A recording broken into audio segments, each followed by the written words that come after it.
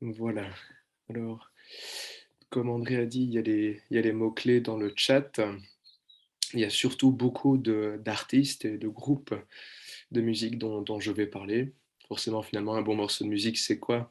Vous doutez bien qu'on va en parler, donc on va juste rapidement les parcourir. Donc, Johnny Hallyday, grand chanteur français qui nous a quittés un peu trop tôt. Frédéric Chopin, dans le classique. Glenn Miller, dans le jazz. Nous avons Claude François, encore un autre chanteur français. System of a Down, pour tout ce qui est hard rock un peu plus alternatif. Post Malone, il est un peu plus récent, lui. Yegor Resnikov, malgré le nom et le nom de famille, c'est un chercheur français, on en parlera. On va parler des peintures rupestres, des chants grégoriens, de Bill Millin, je vais vous expliquer de qui il s'agit, de Notorious B.I.G., Tupac et Eminem, et ensuite de Guns N' Roses, du belge Damso, et d'une technique musicale qui s'intitule l'autotune. Voilà, nous allons commencer. J'espère que vous avez eu le temps de noter. Hop, c'est parti. Mesdames et messieurs, chers collègues, je suis heureux de vous retrouver pour ce second discours, un discours qui, à mon avis, sera un peu plus léger, mais qui, pour moi, a toute son importance. Ce discours se base en réalité sur une de mes grandes passions dans la vie, qui est la musique. Je suis pianiste sans prétention, principalement dans le jazz et la pop. J'ai fait un tout petit peu de batterie, mais ça n'a pas plu à mes parents parce que ça faisait trop de bruit. J'ai touché à la production de musique électronique et alors j'ai occupé le poste absolument prestigieux de DJ lors de soirées étudiantes endiablées dans la ville de Namur. Et comme probablement 75% des personnes présentes aujourd'hui, il m'arrive de hurler du Johnny Hallyday dans ma voiture ou sous la douche. Ça dépend de la situation. Bref, vous l'aurez compris, la musique fait partie intégrante de ma vie. Personnellement, je me considère comme quelqu'un de profondément éclectique. C'est un mot un petit peu difficile, mais en gros, je peux écouter, je pense, un peu de tout, que ce soit du Chopin, du Glenn Miller, du Claude François, mais aussi du System of a Down, ou alors encore le jeune groupe Greta Van Fleet, ou encore le récent Post Malone. Enfin, vous l'aurez remarqué, je ne suis pas très difficile, j'écoute un peu de tout. Et pourtant, ces derniers temps, il y a certaines choses dans l'industrie musicale qui me chagrinent et qui d'ailleurs me scandalisent. C'est pourquoi la question que je pose, eh bien, j'aimerais l'aborder avec vous aujourd'hui. En l'an de grâce 2021, un bon morceau de musique, c'est quoi? Vous pourriez directement me dire que ce discours n'a pas lieu d'être, parce qu'il s'agit d'une question abstraite et cela relève du goût de chacune et de chacun. Mais ce dont je veux vous parler aujourd'hui, c'est surtout la technique musicale, le processus de création musicale, qui, selon moi, aujourd'hui, est parfois malmené ou trop limité. Mais avant de sombrer dans cette discussion qui risque de susciter des réactions diverses et variées, plongeons-nous rapidement dans l'histoire de la musique. On aurait retrouvé des premières traces d'instruments de musique qui auraient plus de 35 000 ans. Apparemment, ces instruments de musique primitifs auraient peut-être servi durant la chasse, entre autres. Ce qui est certain, c'est que on ne pourra jamais définir avec précision si l'être humain a d'abord créé des rythmes ou des mélodies. Ce qui est à peu près certain, par contre, aujourd'hui, c'est que tout comme les langues orales, et je pense par extension aussi les langues des signes, la musique serait apparue un peu partout en même temps. Ce qui est intéressant, c'est que cette musique préhistorique était étroitement liée à la danse et le chant. Apparemment, ces trois disciplines fraîchement inventées servaient dans des rituels en tout genre. Un chercheur spécialisé français en la matière, Yegor Reznikov, je ne voudrais pas écorcher son nom, donc je m'excuse, Eh bien, ce dernier, Yegor Resnikov, avec des homologues, ils auraient effectué des recherches approfondies dans les années 80 sur la musique préhistorique dans différentes grottes.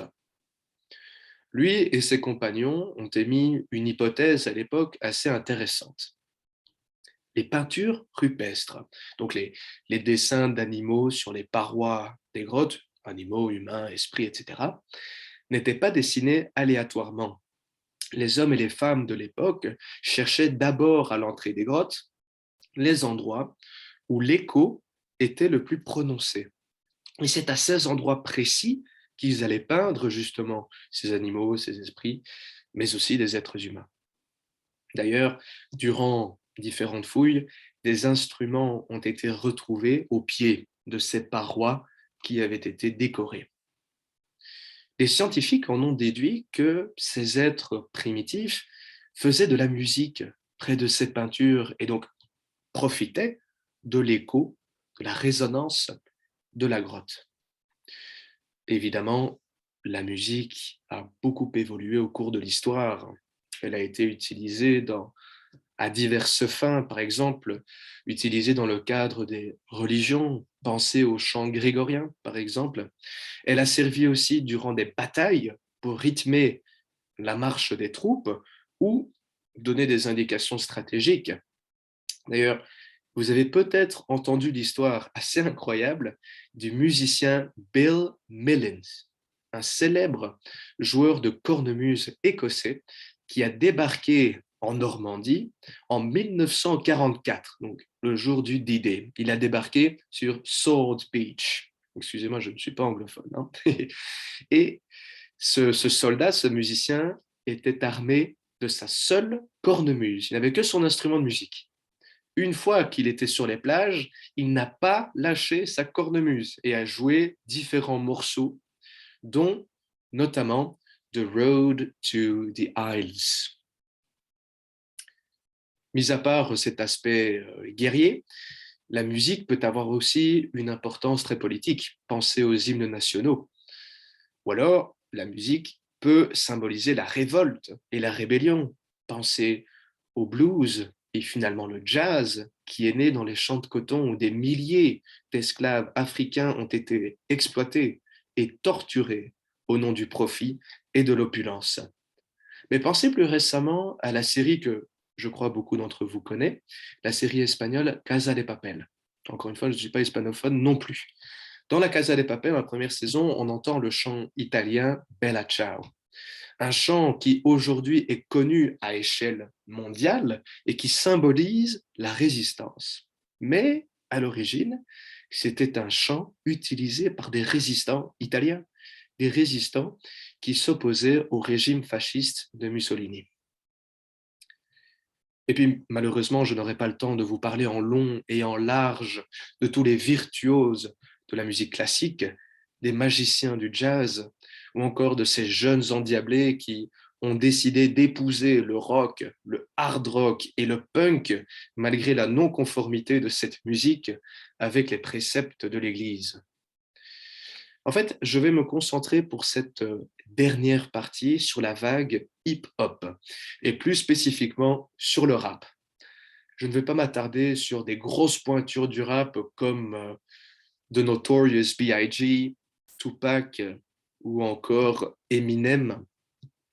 Mais ce qui, moi, me choque beaucoup, ce sont les dernières créations de rap qu'on retrouve un peu partout. Que ce soit dans le rap anglo-saxon ou le rap français, j'ai l'impression que tout se résume aujourd'hui à une série d'insultes, une mélodie et des rythmes tout droit sortis de Kinder Surprise. Mais le pire, c'est l'utilisation à outrance de l'autotune. Vous savez, cet instrument qui fait que vous avez beau chanter comme un pied, ce logiciel fera en sorte que vous puissiez imiter Céline Dion, si je peux dire, avoir une voix absolument magnifique. Alors, beaucoup vont croire que je suis un peu vieux jeu, voire réactionnaire, mais je constate simplement qu'il y a une baisse dans la complexité de la recherche musicale. Surtout dans le rap, j'ai l'impression, mais aussi dans le monde de la pop. Les schémas musicaux sont utilisés régulièrement, les mêmes schémas reviennent, les mêmes thèmes mais musicaux, mais surtout dans les sonorités, la créativité. J'ai l'impression que tout ce petit monde est en train de stagner et que finalement tout se ressemble. Pour ce qui est des insultes, je suis personnellement dans l'incompréhension totale. Le rap est écouté par tout le monde. Je suis bruxellois d'origine et je peux vous dire qu'en primaire, nous écoutions du rap. Donc, les plus jeunes se retrouvent confrontés à ce vocabulaire qui n'est finalement pas du tout adapté.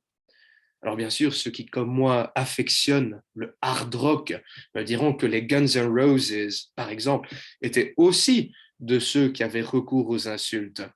C'est indéniable.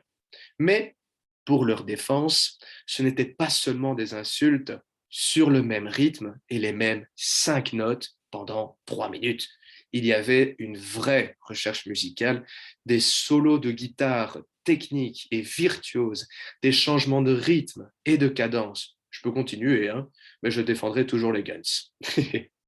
Et puis en Belgique, récemment, il y a eu une vague d'indignation parce que des jeunes enfants, de nouveau en école primaire, à l'image de la série Netflix Squid Game, que je recommande, vous en avez peut-être entendu parler, eh bien, ces jeunes enfants ont joué des jeux violents dans la cour de récré. Même principe que dans la série, il y a un jeu, si vous perdez, vous vous faites battre.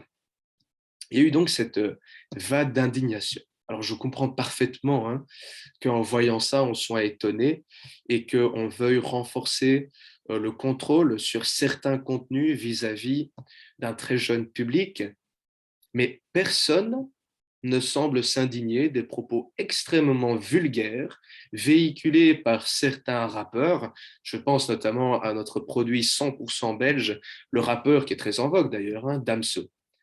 Il fait, selon certains, du très beau travail, mais je trouve qu'il y a une surcharge d'insultes et d'obscénités. Et alors, et puis tous ces rappeurs, ces chanteurs qui usent du playback, vous savez, ceux qui font semblant de chanter, ou de l'autotune, c'est selon moi le sommet de l'imposture. Cela voudrait dire que tout le monde pourrait s'inventer chanteur ou musicien, vous comme moi. Et on vous dirait, ne vous en faites pas, hein, c'est un logiciel qui s'occupe de la justesse, prononcez simplement les mots dans le bon rythme, le reste, vous en faites pas, on s'en occupe pour vous. Enfin, c'est tout simplement immonde et inaudible. Vous avez déjà entendu sûrement les musiques récentes avec de l'autotune. Je trouve que c'est hideux, c'est affreux. Enfin, encore une fois, les goûts et les couleurs, ça ne se discute pas. Je conclurai par dire qu'un bon morceau de musique, selon moi, contient tout d'abord une certaine profondeur artistique et un certain degré technique. Il ne faut pas que ce soit de la musique d'ascenseur à tout prix, mais surtout un bon morceau de musique, selon moi, il a le don d'emporter, d'émouvoir. Finalement, un bon morceau de musique, c'est comme une bonne interprétation. Laissez l'interprétation de conférence aux interprètes, la musique aux musiciens, et tout ira bien. Je vous remercie beaucoup pour votre attention.